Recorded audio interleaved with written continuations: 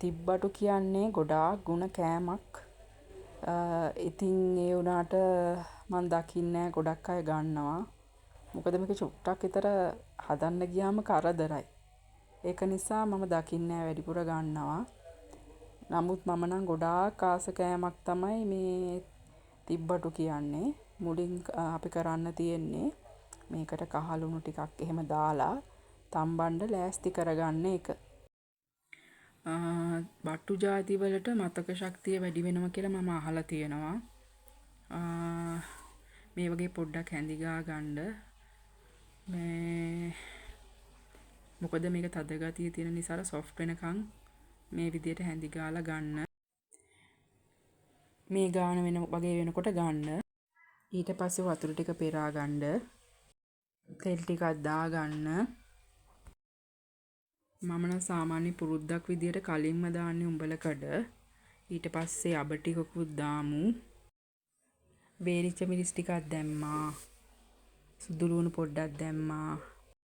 ලුණු ටිකකුත් දාලා තෙම්පරාදු කරගමු. ඊට පස්සේ හොඳට තෙම්පරාදු කරගන්න. සාමාන්‍යයෙන් අපි මේ ක්‍රමේනේ සාමාන්‍යයෙන් අපි අනුගමනය කරන්නේ. ඊට පස්සේ අපිට කරන්න තියෙන්නේ කහ කුරු ටිකක් දාගන්න එක. මට තේරෙන විදිහට නම් ගම්මිරිස් මේකට එන්නම ඕන. ඊට පස්සේ අපි ආයි හොඳට මික්ස් කරන්න තියෙන්නේ. හොඳට තෙම්පරාදු කරගන්නවා. ඊට පස්සේ කරන්න තියෙන්නේ ඒ තිබ්බටු ටික ඇඩ් කරන්න ඕන. ඒ ඇඩ් කරලා මික්ස් කරන ගමන් පොඩ්ඩක් අර ඒවා පුපුරන විදියට හැන්දෙන් තද කරලා තලා ගන්න බලන්න. මේ විදිහට පොඩ්ඩක් හැන්දෙන් පොඩි ප්‍රෙෂර් එකක් දෙනකොට මේ ඇට පුපුරනවා. එතකොට මෙන්න මේ මැල්ලුමක් වගේ තත්යකටපත් වෙනවා. ඊට පස්සේ ලුණු ඇඩ් කරන්න තියෙන්නේ. මම හමු 3-5 කුඩු ටිකකුත් එකතු කරනවා. දෙහි ටිකක් දා ගන්නවා.